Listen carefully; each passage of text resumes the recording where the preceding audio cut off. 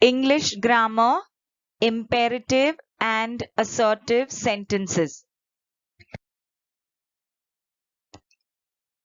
Let's understand what are imperative sentences. An imperative sentence is the one that gives some instruction. It may be in the nature of a command, a request, or a piece of advice. Look at the following example. Sit straight. It's an imperative sentence, a sentence with a command. Bring me a glass of water. This is also an imperative sentence.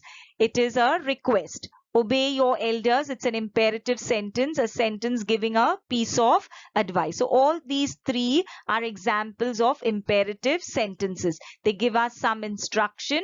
It could be in the nature of a command, a request, or a piece of advice. An imperative sentence usually does not have a subject. The subject you is understood. The sentence begins with the base verb. Look at this example. You, it is put in bracket. Now you is the subject. It is understood. And you pass me the salt. So even if you don't write you and you write the sentence pass me the salt, it's an imperative sentence that you is understood. You have begun the sentence with the base verb. Base verb is this pass. So pass me the salt is the imperative sentence. You is the subject which is understood. If we don't put it also, it's fine. A negative imperative sentence begins with the word don't. Look at this example. Don't make a noise. So this is a negative imperative. Imperative sentences can also begin with let's or let's not. Look at these examples. Let's see if they are awake. Let's not make a noise. So both these are examples of imperative sentence. But in this first example, let's see if they are awake. I've put in bracket affirmative. So it is an affirmative sentence also. It is giving us positive information. It is also an imperative sentence. Let's not make a noise. In bracket here I've put negative. So it's also a negative sentence giving us negative information because there is the word not. But it is also an imperative sentence because we can begin imperative sentence with let's not also. Let us understand how to interchange imperative sentences to assertive sentences and vice versa. You can change an imperative sentence into an assertive sentence by putting in a subject and a modal auxiliary. Let us understand this with the help of an example. Obey your elders. It's an imperative sentence, a sentence with an advice.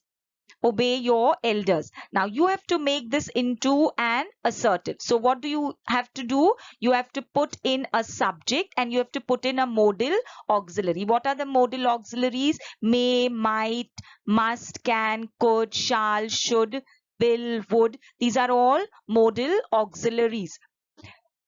So you begin with the subject. You put you, use the modal auxiliary should. So you should obey your elders. And the sentence becomes an assertive sentence. So let's go through this line. How do we change an imperative sentence into an assertive? You put a subject and you put a modal auxiliary. So you should obey your elders. The sentence becomes assertive. How do you change an assertive sentence into imperative? You remove the subject and the modal auxiliary and you begin the sentence with the base verb. Let us understand this with the help of an example. You can take all the time you want. Do you see this, children? You is the subject, can is the modal auxiliary. So what is it telling us? That we have to remove the subject, we have to remove the modal auxiliary.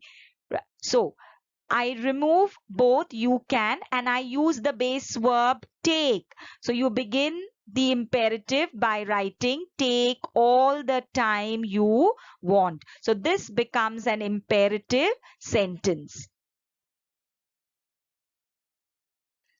Let's do the following exercise. Rewrite as assertive. So you have to interchange from imperative to assertive.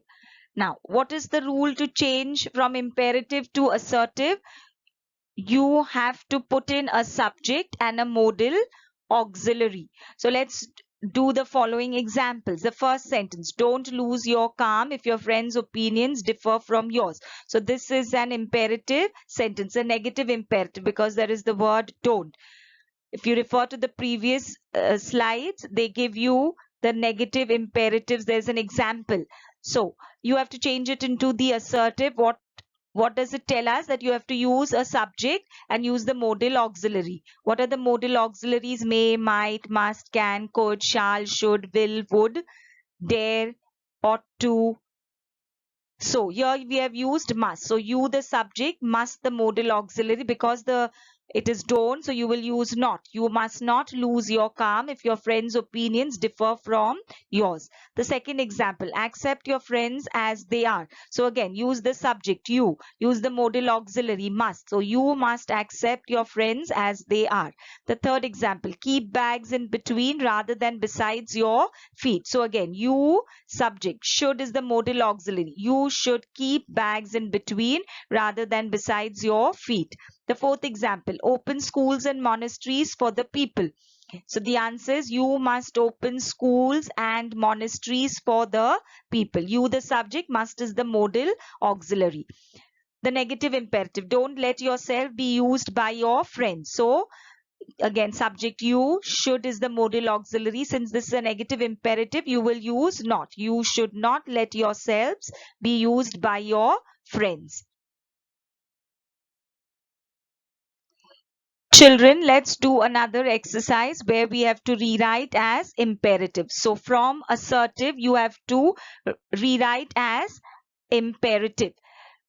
Now we know to change from assertive into imperative, we have to remove the subject and the modal auxiliary and begin the sentence with the base verb. Look at the following examples. We take the first sentence. You need to choose your friends with care. So they tell us that we have to remove the subject, remove the modal auxiliary. Here need to is the modal auxiliary. So you remove you remove need to, and you begin from the base verb choose. So your answer in the imperative is choose your friends with care. The second example, you should remember your friends in prayer. So again, remove the subject you, remove the modal auxiliary should, and begin from remember. So remember your friends in prayer. Remember is the base verb.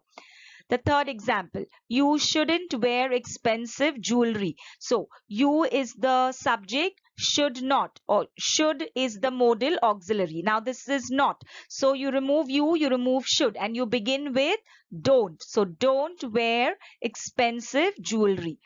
The fourth example, you must tell your friends what you like about them. So remove you the subject, remove must. You begin from tell.